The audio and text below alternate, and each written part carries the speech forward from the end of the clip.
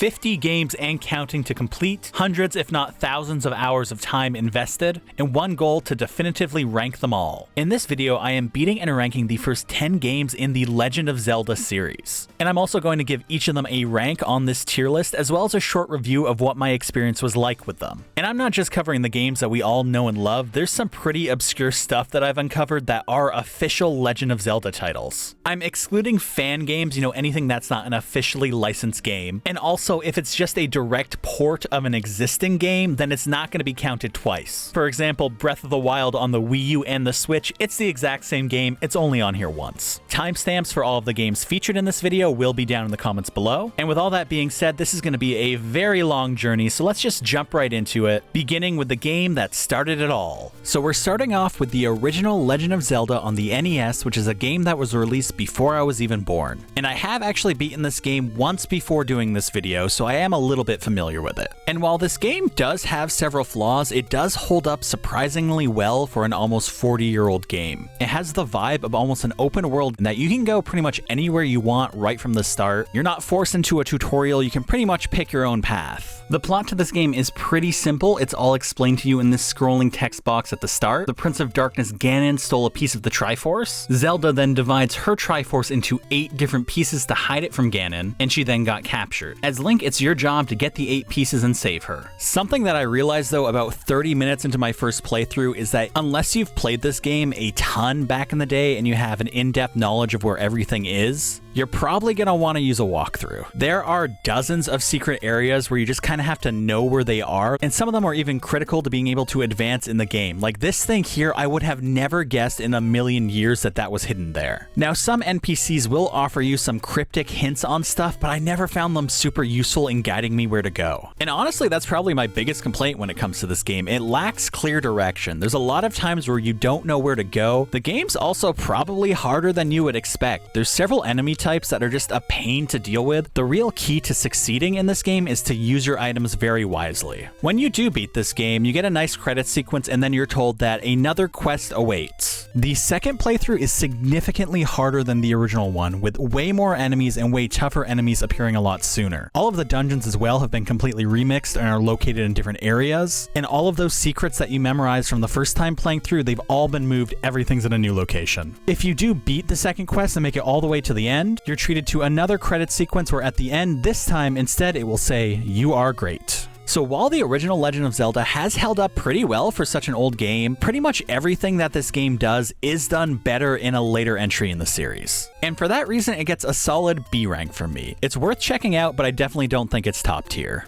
Next up on the list here, we have a game that's kind of regarded as the black sheep of the Zelda family, and this is one that I had never played before, Zelda 2: The Adventure of Link. So first off, I do think that this game has some interesting ideas. Graphically, a lot of the monsters, bosses, and even Link himself look like a significant upgrade over the first game. But overall, having played through this one, it definitely does miss the mark, and I think that surprisingly, a lot of the hate that this game gets is actually justified. The plot is conveyed to you on the title screen much like the original game, and there's still not a lot going on here, but at least they tried. After you defeated Ganon in the last game, a sleeping spell was cast on Princess Zelda, and she'll only wake up with the power of the Triforce. To get to where the Triforce is located, you need to place crystals in specific palaces throughout the land. So you start off in a castle with Zelda sleeping behind you, and get used to this castle because every time that you lose all of your lives and die, this is where you respawn until you reach the end of the game. So you're going to be very familiar with this by the end of the playthrough. A little bit of exploration around the overworld is going to reveal some towns, and I will give this game credit, the townspeople are a lot more helpful than they were in the first game. There's still a lot of secrets that are hidden around the map, but a lot of the townsfolk do give you useful clues that actually point you in the right direction. Following their directions, you can find the first dungeon, and this is where stuff is about to get real with this game. Most of these enemies are going to respawn endlessly and don't actually give you experience when you kill them. And yes, you do actually level up with experience points in this game. Levels are the main way to actually get better stats, like hearts, magic, and how much damage you do with your sword. One of the best ways to level up, especially early in the game, is to just grind these floating faces, as in just stand next to them and mash the attack button for about 30 seconds each.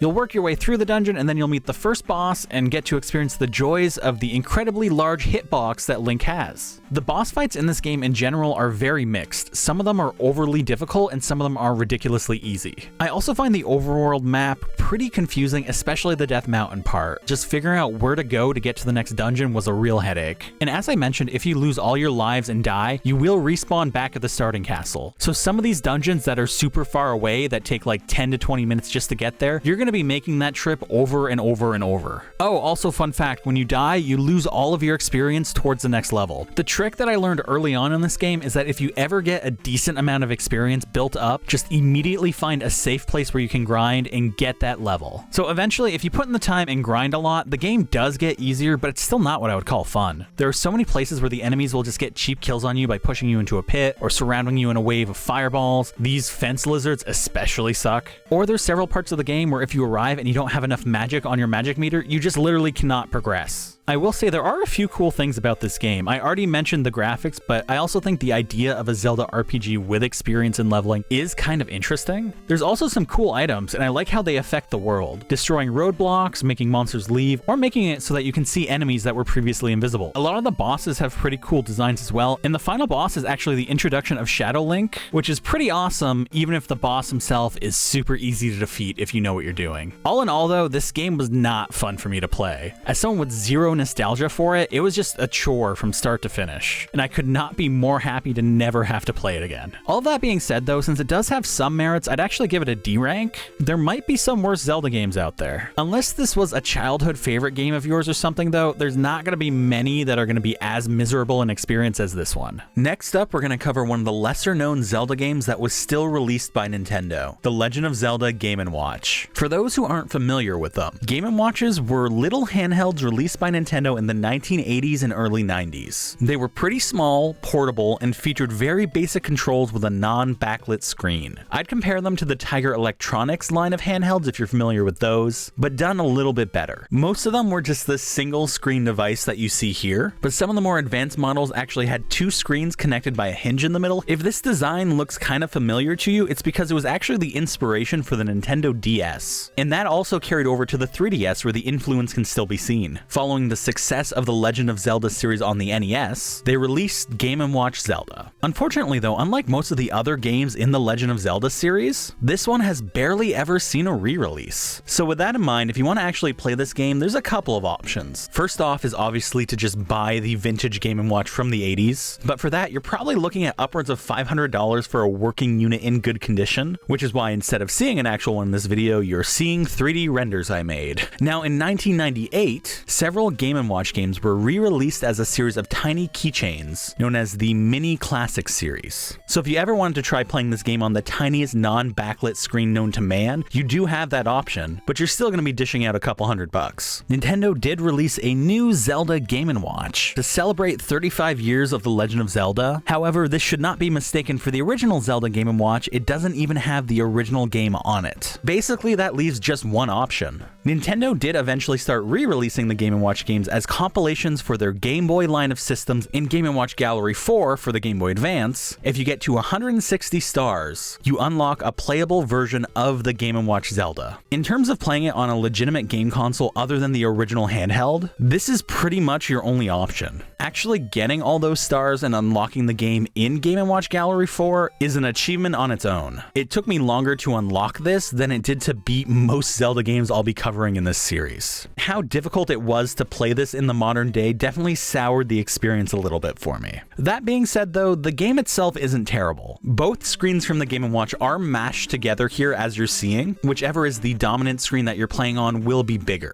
You start off on the bottom screen and then you have to defeat the enemy on the right. There's often skeleton dudes below you who will occasionally stab up, and you need to avoid that, and sometimes there will be this floating ghost behind you as well who will throw projectiles at you. You use one button to attack, and doing so also rearranges the position of your shield, allowing you to block incoming projectiles from behind. After you beat a level, you'll also get some kind of upgrade or item. For example, the weapon upgrade of the Tomahawk. The Tomahawk is especially powerful, letting you shoot projectiles yourself when you're at full health. After you complete the stage, you move up a screen and repeat again, with the enemies getting progressively tougher as you go. When you see something that looks kind of like a claw or maybe a tree root, it means it's boss time. The boss that you're going to be fighting every few stages is actually a dragon, and you'll play this part on the top screen. This is different than the game you play on the bottom screen. It's more like a bullet hell, with you needing to avoid these fireballs raining down and also the dragon's tail, and time your hits so that you don't take damage. When you eventually beat the dragon, you get a piece of the Triforce, slowly filling it in.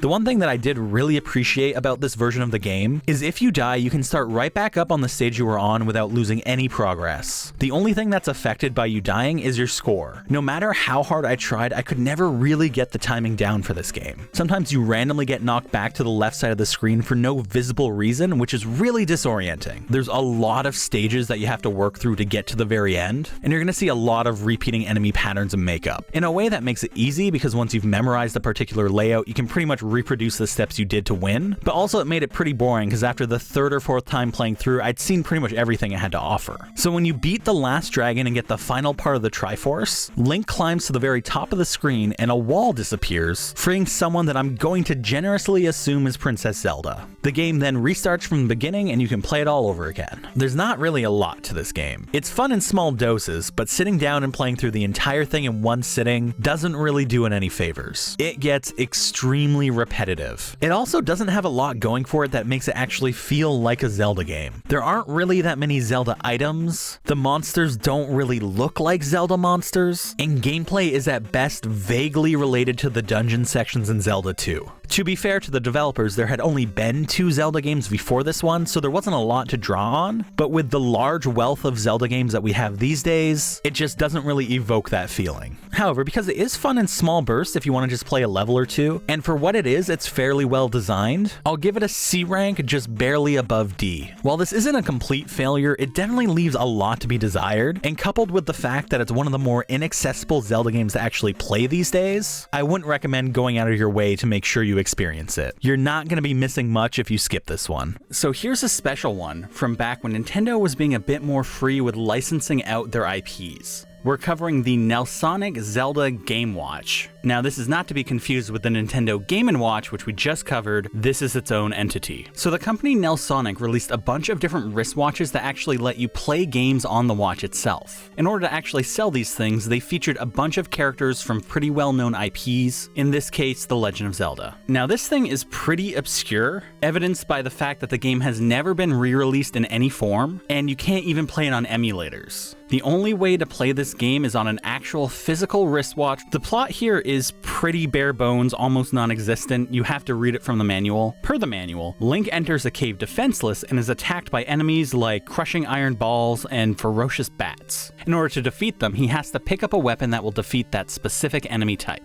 Also important to point out that the art on the watch isn't really anything to get excited about. There's a generic faceless Link, a pyramid that I think is supposed to be the Triforce, and the Legend of Zelda logo at the bottom. There's not really much going on with this watch beyond that. I mean, you can use it as an actual watch and set an alarm, but the main reason you would have this is probably to play the game. So the game here is pretty simple. You move this tiny character around on this grid-based screen, avoiding enemies until you pick up an item that lets you defeat them, usually located in the top left corner. Once you have that item, you go and destroy all the enemies in the level, and then a key will appear which you have to pick up, and then you have to navigate to the exit door. You then start a new stage where you no longer have that weapon, you have to pick up another, beat the enemies, rinse and repeat. At the end of every 4th stage, you'll fight a mini-boss, which is a fire-breathing dragon. You need to pick up a bomb from the top left corner and then drop it near the dragon and run away. When the bomb explodes, the dragon dies, and you can pick up a piece of the Triforce. After that, a key appears again, you go through the door to the next stage, and you rinse and repeat. Annoyingly in this game, you can only move up, down, left, or right, but the enemies can move diagonally. If they move to an adjacent square to you, they will immediately do damage and take away a heart. Even if you have a weapon on you and you're spamming the attack button, if they move to you, you take damage. There's technically 16 stages in this game, with slightly harder monsters appearing in every set of 4, and after you beat the 4th dragon, the game restarts from the beginning. There isn't actually an ending to this, the game is just all about score. You want to get the highest score possible. So the watch is pretty much normal sized for a wristwatch, which means that the screen you're playing on is tiny, like really tiny. It's also not a great quality screen, and it doesn't have a backlight. So when you're looking at this from certain angles, the characters and UI are pretty much invisible, and there's also occasionally some screen flicker. As well, the button to move up on my watch does not work particularly well, which is why you see me trying to press it down using a variety of tools in this video. And I bought this watch brand new, never used. So I'm not sure if this is just a design flaw that affects all the watches, or maybe it's just mine specifically. Could also be because this thing is just so old. Also worth noting that the battery in the watch does not last particularly long for a wristwatch. If you actually wore this thing regularly, you'd have to swap that out very often. So because there's pretty much no difference between each set of 4 stages except a gradually scaling difficulty, once you've cleared the first set of 4 stages and beaten the dragon, you've pretty much seen everything this game has to offer. The idea of having to get a specific item to beat each type of enemy is a thing from Zelda, and I like that, for example, you can't beat the dragon with just a boomerang, you actually have to go and get a bomb. But overall, that doesn't really save this. The game still feels pretty underwhelming and kind of generic. The one thing I will say though, is that because of how quickly you can move through the stages and how fast this plays, the game did get a bit addictive. It pushed me to keep trying even though I was fighting against the controls of the watch itself. Back in the 90s, I could definitely see playing this for a few minutes while waiting at a doctor's office or between classes at school. So with all that in mind, I would actually give this a C rank. It's almost a D, but it's just slightly above that because there was fun to be had here. I definitely had a better time with this than I expected, and although it's quick and there's not a ton of depth, it does have an addictive quality to it that made it very hard to put down. That being said though, skipping this game is not a big deal. Still, if you ever get your hands on one of these, it's a surprisingly fun way to kill 15 minutes or so. Now we're covering the game that set the standard for all future Zelda titles to come, A Link to the Past on the Super Nintendo. I never actually played this game as a kid since my family went straight from the NES to the N64, and even as an adult, I've never played beyond the opening castle, so most of this game is going to be pretty new to me. So right off the bat, graphically, A Link to the Past looks wonderful. The detailed environments that you see here pretty much created a blueprint that every 2D Zelda game would follow. The sound is also taken up a level on this one, with the music standing out as especially great, and it was really interesting to hear the origin of some tracks that I was familiar with from other titles. Much like the original 2 Legend of Zelda games, there's a pretty in-depth cutscene on the title screen. There's quite a bit of lore that gets explained here, but the most important part is about how the 7 sages at the behest of the king sealed the entrance to the secret land to hide the golden power. The game then starts with you waking up from a dream where Zelda is talking to you, asking for help, as there is an evil mage who has been going around and using the descendants of those sages to open the sealed door, with Zelda being the last one left. Your uncle goes to save her, and then shortly after you follow, and you find his defeated body in the sewers of the castle. He gives you his sword and shield and tells you to save Zelda in his stead. After rescuing the princess, you then go off on a quest to find the village elder, who's kind of like the old man, because he knows the whereabouts of the Master Sword, the only weapon that can defeat the oncoming darkness. They also mark on your map where he is supposed to be, which is super helpful. In fact, whenever you're given a new objective in this game, it will be marked on your map for you. This massively helps alleviate one of my biggest issues with the original Legend of Zelda, where generally speaking, you have no idea where to go next. In A Link to the Past, your next objective is always made clear to you. So gameplay-wise, it feels very similar to the original Zelda, but it has definitely leveled up a bit. You get a wide array of items and weapons at your disposal, some old and some new, and you're armed with your trusty shield and sword. I definitely felt like the shield was a lot more effective in this one than in previous titles. And the sword now has a spin attack. I will say I did find it a little bit annoying just how difficult it is to hit enemies who are even a little bit off center from you.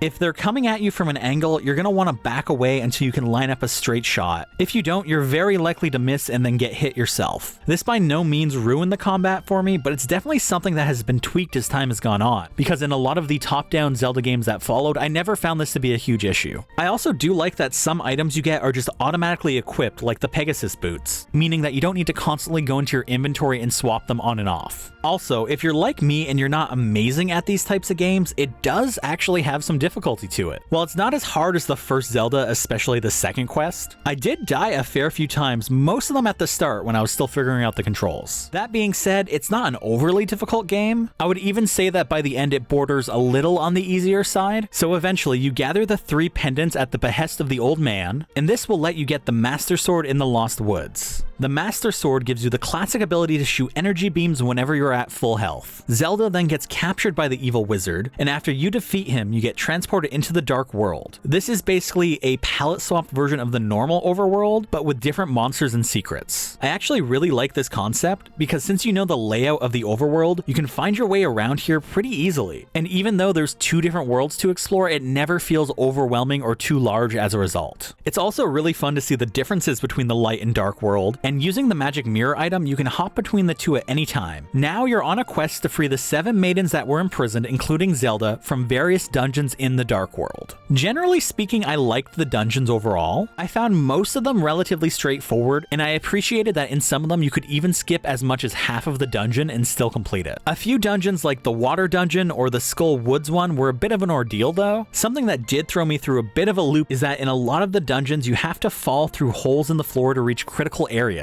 And this can feel pretty counterintuitive, and it's never really telegraphed to you, as some holes will transport you and some won't. The bosses of these dungeons always looked really cool and were usually a genuine surprise to fight. I also really enjoyed how some dungeons required actions to be done in the light world in order to access them in the dark world. And when you free each of the 7 maidens, you'll also get some backstory and lore as a reward. After freeing the final maiden and defeating the wizard one more time, you then face off against Ganon, and this is definitely one of the trickiest fights in the entire game. If you prevail, Link gets the Triforce and you get a nice cutscene of the world being returned to normal. It's really interesting to see what is the first instance of a bunch of staples from the Legend of Zelda series. There were so many tropes that I'm familiar with that started off here. I also thought it was cool to see references to the previous Zelda titles. For example, this puzzle in the Ice Dungeon, which is basically a carbon copy of a puzzle in Zelda 1. This game was a really fun experience, as I kept recognizing more and more things as I went on. And even though some of these ideas were improved on in later games, everything that they did here was done very well. I found A Link to the Past surprisingly addictive. Even as someone who generally prefers the 3D Zelda games, this one stood out as especially well made and fun. While I do have some minor gripes with it, they are massively overshadowed by just how much this game does right. It definitely deserves the praise that it has gotten over the years, and it easily earns an S rank. This game has aged especially well, and it still holds up today. It manages to provide a lot for you to do without ever feeling overwhelming, and it never overstays its welcome. If you're like me and you skip this one, you owe it to yourself to give it a shot. Definitely don't sleep on A Link to the Past, it's iconic for a reason. So now we're gonna cover something that kind of skirts the edge of whether or not you should actually consider it a video game: the A Link to the Past pack for the Barcode Battler 2. So chances are you've probably never heard of this, and for good reason.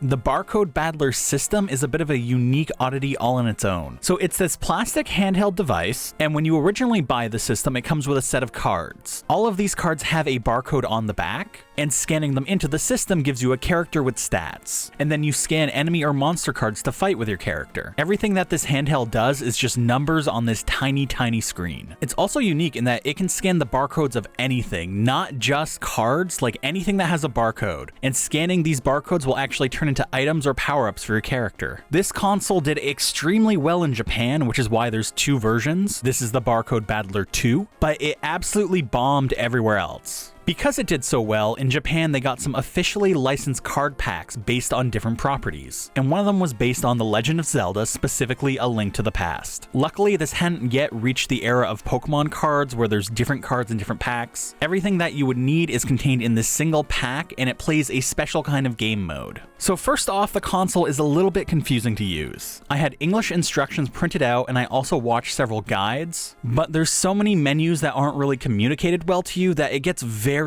confusing. Note that I do have the Japanese version, but the only difference is that the writing in the middle of the screen here would be in English. The worst part about this thing is that the barcode scanner, which is what this handheld is built all around, is really finicky and imprecise. You have to pass it through perfectly at exactly the right angle, at exactly the right speed for it to actually scan it. Think of the card scan minigame in Among Us, but even worse. The actual story is written out in the manual, and you pretty much just have to follow it in your head, I guess. this. So the basic plot, as best I understand it, is that Ganon is trying once again to take over Hyrule, and there's an evil priest who is trying to sacrifice the daughters of the sages in order to help him succeed. And apparently you're fighting through both the world of light and darkness to save Hyrule, and you do this all with numbers. You scan in 2 different versions of Link, then a monster, then you select which Link you're going to use, then you scan in an item, and then you fight. How much damage you do or who wins the fight is completely randomized. Sometimes you'll hit 0, sometimes you'll hit 3000, and so will the monsters. Even if you have significantly better stats, sometimes the enemy is just going to one-shot you and there's nothing you can do about it. There's no skill to this and very little strategy. So then, considering how RNG based it is, how do you actually beat this game? Beating the main game, the original, not the Zelda pack, will reward you with cheat codes that are referred to as P codes, and you can input these in any game to give your character buffs. And that's the only way I found to make this pack beatable. Otherwise, I could not get past the 3rd monster. So yes, to make this game beatable, you have to beat the base game before playing this expansion, even though you can load up this expansion on its own. And I did what anybody in the modern age would probably do. I just looked up these codes online. Using one of these P codes makes the game go from impossibly hard to impossibly easy. Instead of an actual challenge, now it was the monsters who were mostly all dying in one hit instead of me. There is so little depth to this, it's barely even a game. I'd compare it to setting up 2 calculators side by side and seeing who can type the longest word with numbers. And keep in mind that this thing was on shelves at the same time as the Game Boy. And the fact that it's entirely based on RNG means that even if you don't use a P code, you don't feel accomplished when you actually win or beat a monster. And also the fact that there's no plot or graphics presented to you by the handheld whatsoever means that you have 0 attachment to the story, characters, or the plot. This is absolutely an F rank. Like, no question about it. There is nothing to this, barely even anything to review. As a concept, scanning barcodes is cool, I guess, and doing a licensed Zelda pack is also kind of interesting, but in practice, gameplay-wise, it's as basic as you can get. The watch was more fun than this. The best part of this entire thing is actually the cards, because the artwork on them is really cool, but it's not worth buying the card pack just to see the art. Just look up those pictures online and stay as far away from this as you can. And now it's time to cover the very first Zelda game on a handheld console, Link's Awakening on the original Game Boy. I had played a little bit of the Game Boy Color version before doing this video, but I had never played the original, and that's what we're covering here. So the game starts with a little cutscene where Link is in a shipwreck and he's washed up on the shore of Konolit Island. You're rescued by this NPC Marin, and then you wake up in her house with no gear. You do eventually get your sword and shield back, and then it's basically up to you to find a way off this island. So first of all, this is one of the most charming games I think I've ever played. Every single character in this game is bursting with personality, and even simple things like the messages on signs are sassy. I also really like how some of your actions affect how characters interact with you. Early on in the game, I stole a bow from this shopkeeper because it was way too expensive for me to actually buy, and from that point onwards, instead of referring to my character by name, everyone just called him a thief. Graphically, for a Game Boy game, it does look pretty good, and Link's animations are super fluid, even more so than A Link to the Past on the Super Nintendo. Something special about this game is you also see characters from the Mario universe running around in it. This felt really strange, but it does make a little bit more sense later on when the plot kind of gets revealed to you. Link also kind of has a girlfriend in this game, which might be the first time ever in a Zelda game. So the plot does get pretty weird. There's a lot of running around and trading random objects to different NPCs until finally you end up with something useful, and there's not really a whole lot of rhyme or reason to a lot of it. Eventually, you do find out that the entire island and all of its inhabitants are actually a dream conjured up by a creature called the Windfish. And the only way to leave the island is going to be to wake the Windfish up.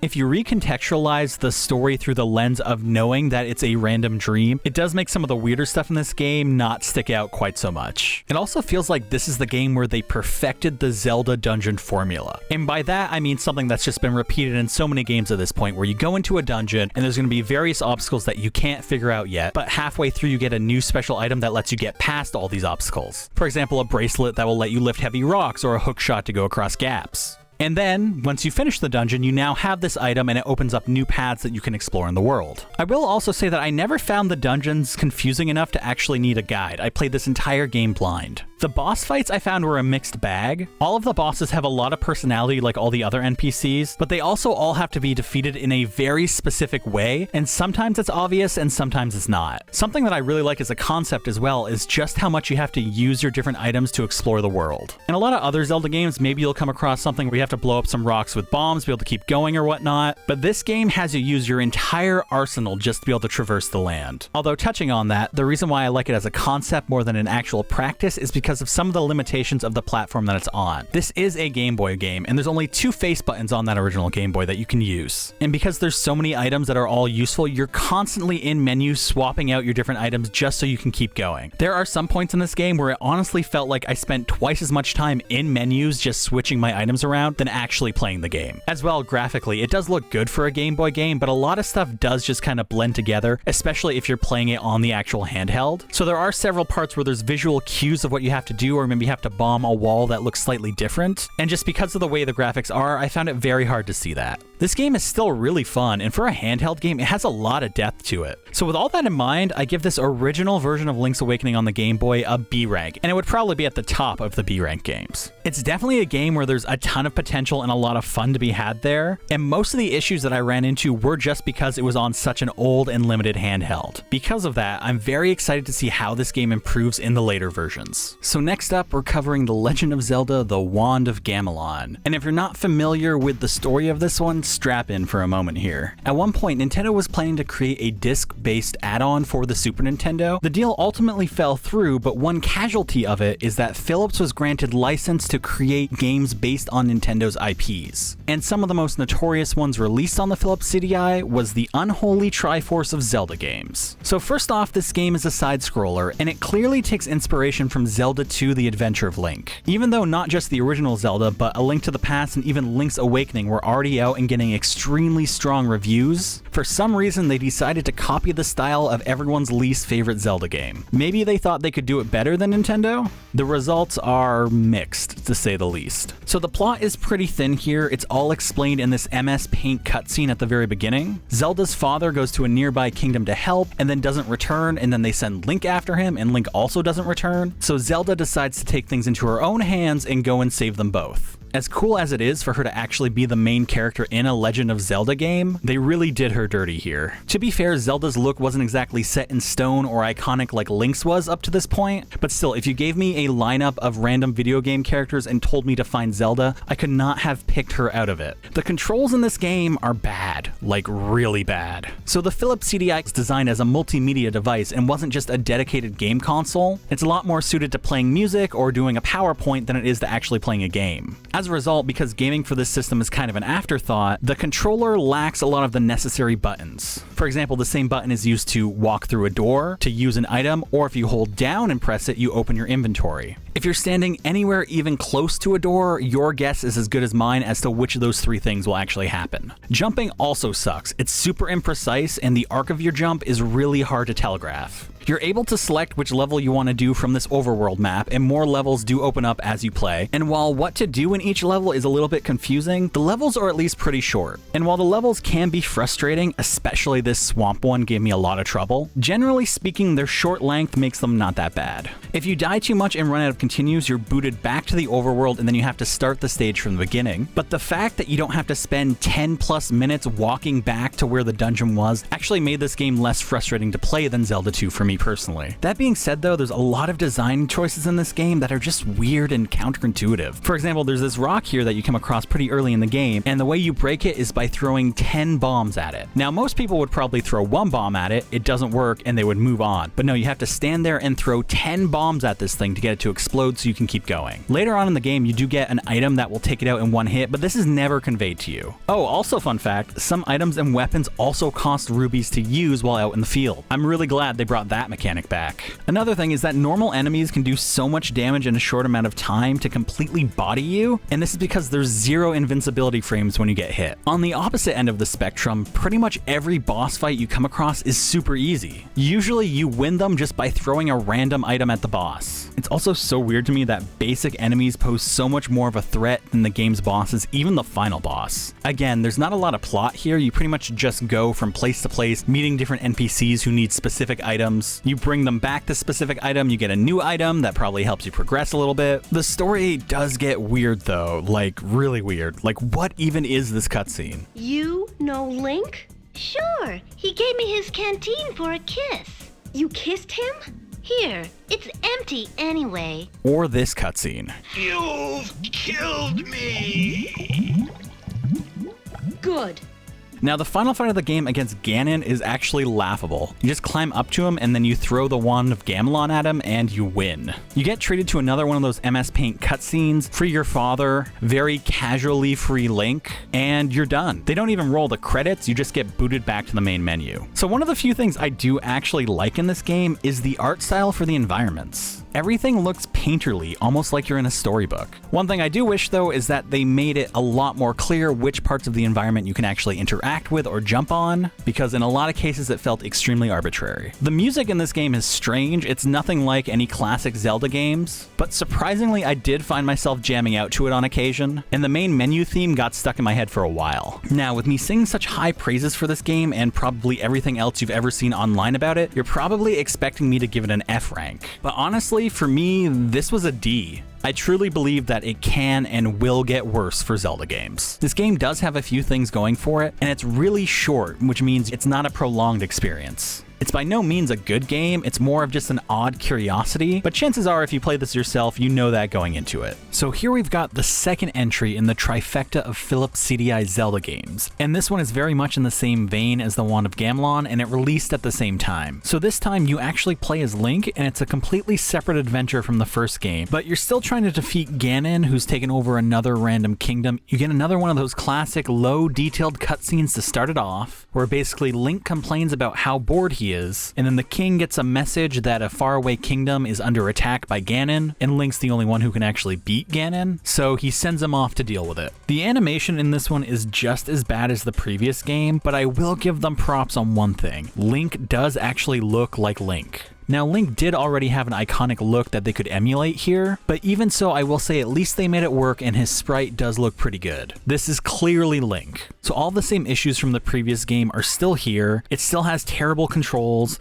environments that look really nice, but you can't figure out where you're actually supposed to jump, and enemies that are a million times harder to beat than any bosses. I found most of the platforming in Gamelon to be harder, while in this one I found the combat to be more difficult. All that being said, I will give them credit where credit is due for this one though. This game does have a very unique mechanic that actually feels like it's out of a Zelda game. One of the first stages of the game is this snowy area, and here by killing these pig dudes you get snowballs. And then in a later stage you can actually use these snowballs to defeat these fire guys. These fire guys drop fireballs that you can then pick up and use to fight these even harder ice monkeys in that original winter stage. This actually feels like the blueprint of a mechanic that would be in an actual Zelda game by Nintendo. The dungeons and levels are all significantly longer than they were in the Wand of Gamelon, making them a lot more frustrating and more of an ordeal to get through. So it plays out pretty much the same as the Wand of Gamelon, where you're getting random items for NPCs that have sometimes been taken by monsters or are located in some weird place, and this will open up new areas and get you new items for yourself. There's not really much more to say about it, but I definitely enjoyed it less than the Wand of Gamelon. I found it a lot more frustrating. Those extra long and involved dungeons where you have to make it through on just 3 continues absolutely killed me. Also, I know that I did say I kind of enjoyed the music in Wand of Gamelon. In this one, I didn't. I don't know if they contracted a different artist or maybe they just had no more budget left, but something about this music just did not do it for me this time around. Because of all that, I'm actually going to give this game an F rating. Even though it does have that one redeeming mechanic, it's not fleshed out enough to actually save the game. And because of just how overall frustrating this experience was, I think that rating is pretty justified. If I'm lucky, I'll never ever have to play this one again. It's extremely not good. Now it's time for the final Zelda game on the Philips CDI, Zelda's Adventure. This one is bad, everyone. So you start off with another digitized cutscene, but you'll notice that in this game, they're all live-action FMVs. And for the most part, it's pretty much a bunch of low-budget cosplayers saying really, really awkward lines. The cutscenes in this game all look really, really bad. Like the ones in the previous CDI Zelda games were so bad that they were almost good, if you know what I mean. And at least they were unintentionally hilarious. These are so bad that they're just bad. There's no redeeming qualities here. The only thing worse than the character outfits in this game is the voice acting. This really has the feel of they just pulled random people from the office into the recording booth and just had them say lines that they were reading for the first time. I would be incredibly surprised if they hired a single legitimate voice actor for this. And the performances get weird, like so weird, like what even is this? Is a shrine a thing to be taken lightly? No, and a candle is needed to light a shrine.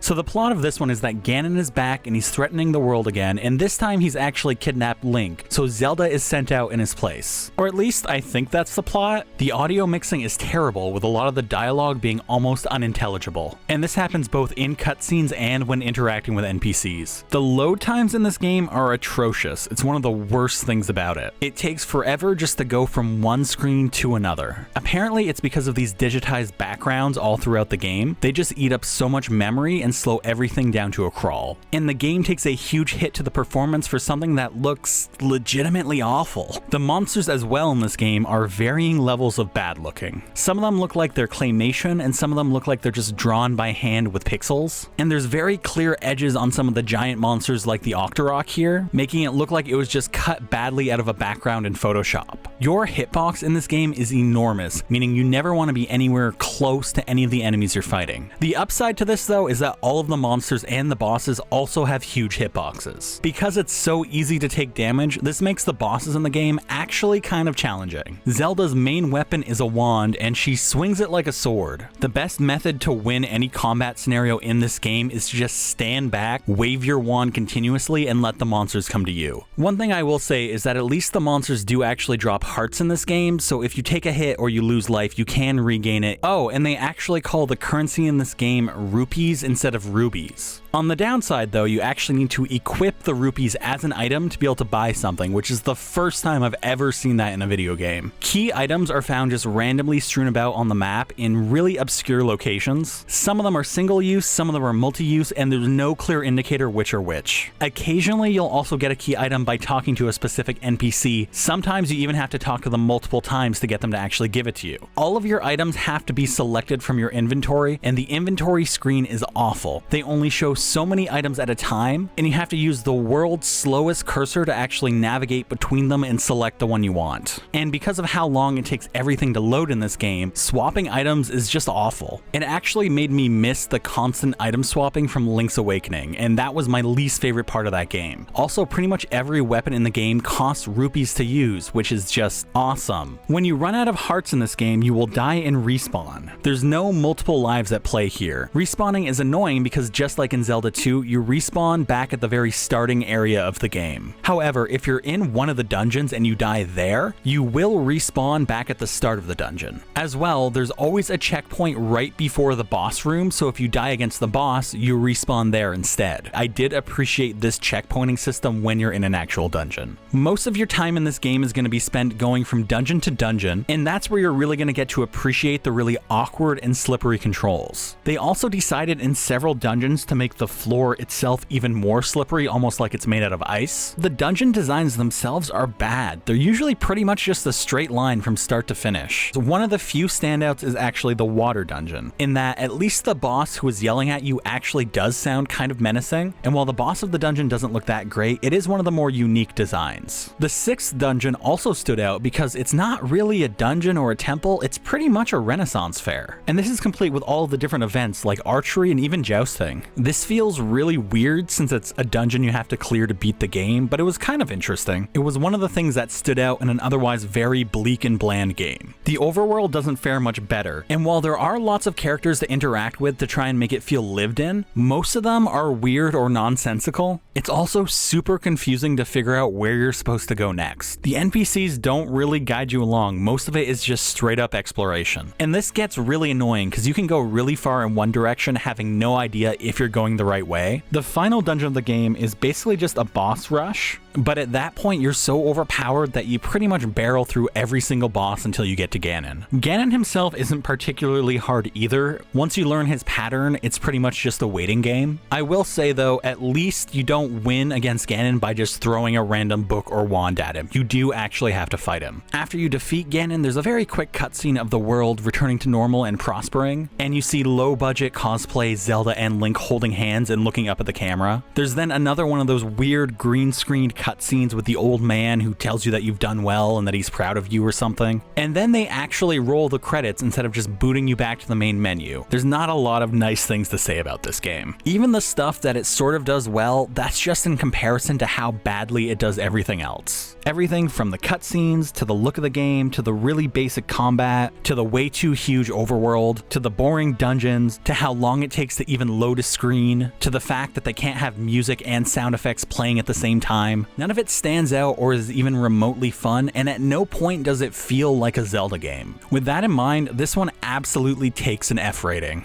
I thought that Link the Faces of Evil would be as bad as it could get, but no, this one's worse. I didn't get as frustrated in this game as I did with Link the Faces of Evil, but there were definitely parts of this game that did make me angry, and these were sandwiched between long hours of just being incredibly bored. Definitely avoid this one. It's bad. It's next level bad. I just really have nothing nice to say about it. And that just about wraps everything up for this first video. I hope you've enjoyed a look at all these different Legend of Zelda titles. And again, it's really important to note that I'm reviewing these games as I play them. I'm not taking into account what they were like to play 30 years ago. This is about how fun they are to play now in the modern age. Part 2 of this video series will be out shortly, so definitely keep an eye out for that. Make sure to subscribe if you haven't so that you don't miss it. Thank you so much for watching. I hope you enjoyed, and hopefully I'll catch you in a future one. Take care, everyone.